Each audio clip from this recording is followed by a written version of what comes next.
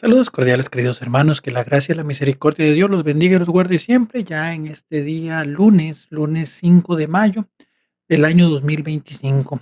Estamos iniciando la tercera semana del tiempo de Pascua y les saludo a su hermano en Cristo Jorge Isaac González, salesiano cooperador. La liturgia de la palabra de hoy, siguiendo esa invitación a vivir la Pascua como una experiencia transformadora y de gracia, nos pone hoy a un ejemplo de esos frutos de la Pascua, y es propiamente Esteban, aquel parte de aquel grupo que era elegido como los diáconos. De la diaconía normalmente es ese servicio que se elige de ciertas personas de la comunidad para apoyar, en este caso, a los obispos, como auxiliares en ciertas áreas determinadas. ¿Cómo empieza? Nada más una contextualización, este oficio del diaconado, y en este contexto particular, ¿dónde nace Esteban o dónde sale?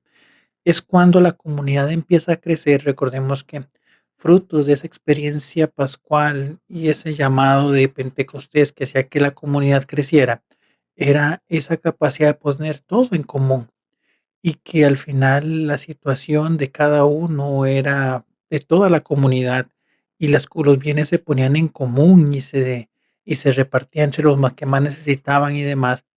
Y los apóstoles llegan a un momento en el que dicen que no dan abasto con la predicación y unido a eso, tener que cargarse de toda esa parte, por decirlo de alguna manera, social, esa asistencia que siempre la Iglesia Católica ha tenido hacia aquellos que más lo necesitan.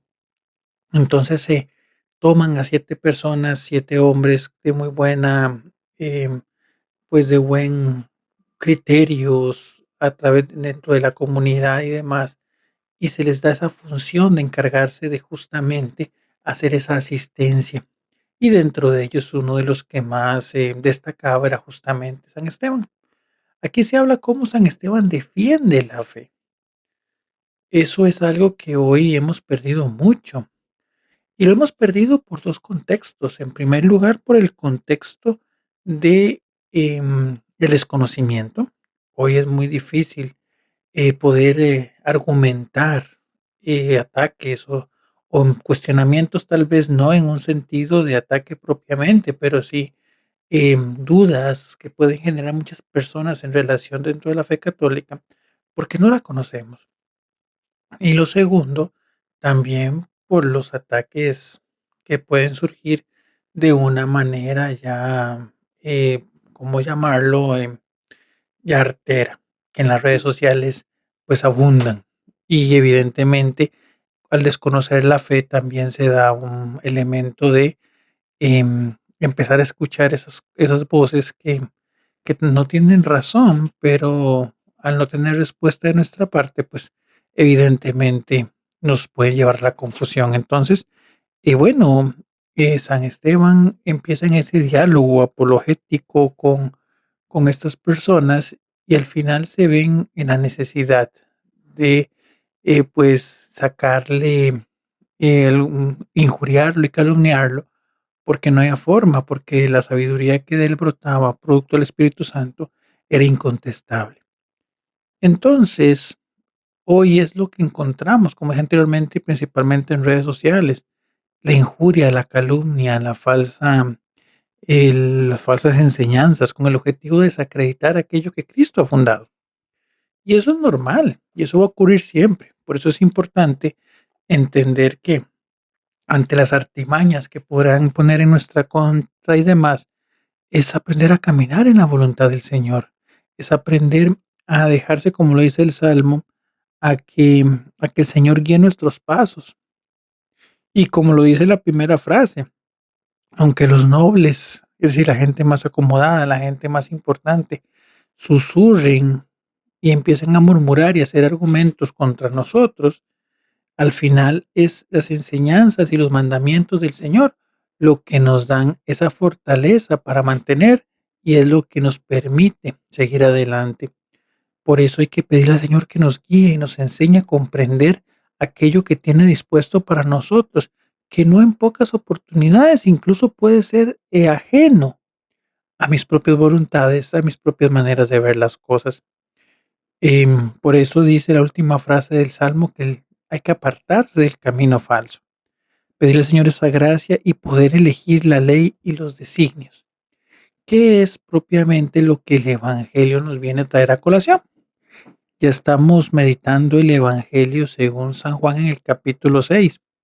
Empezamos el viernes con el milagro que inicia todo esto. El día sábado, pues no se hace mayor énfasis o no es el Evangelio que se proclama porque había una fiesta importante que era la de los apóstoles Felipe y Santiago. Pero hoy retomamos y encontramos cómo la gente busca al Señor, pero no por un sentido propio de reconocerlo a Él como Mesías, no de sentido de abrir el corazón a sus designios, no. Nace de esa imperiosa necesidad, y Jesús se los hace saber, de querer saciar nuevamente su estómago de las cosas materiales, de las cosas de aquí, tener que olvidarme de trabajar, tener que olvidarme de...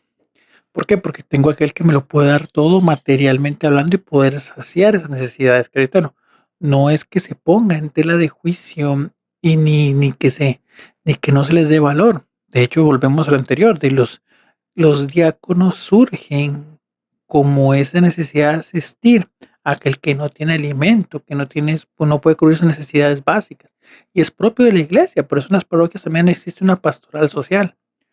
Pero que que esa asistencia, que esa cercanía sea también un impulso y un llamado a una conversión real, formal y sincera.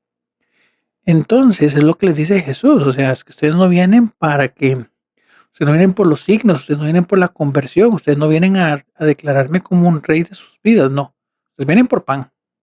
Y les tiro una frase que es importante, que la obra de Dios es esta, que creáis en el que Él ha enviado.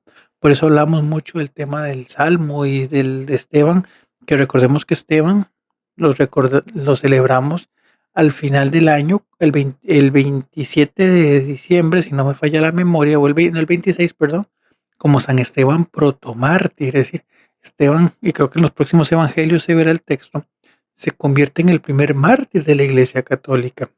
Después de Jesucristo es el primero que muere por la fe. Entonces, por eso es importante tener esa confianza en el Señor, de saber que el camino no será sencillo, pero la gracia de Dios nos sostiene y producto de eso podemos andar en su gracia. Entonces, pidámosle al Señor que nos dé esa fortaleza de Esteban y sobre todo que podamos hacer en nosotros la obra de Dios, que es creer en Cristo y al creer en Cristo, creer en su palabra y en sus mandamientos. Que Dios te bendiga y que pases un muy feliz lunes. Que el Señor te guarde.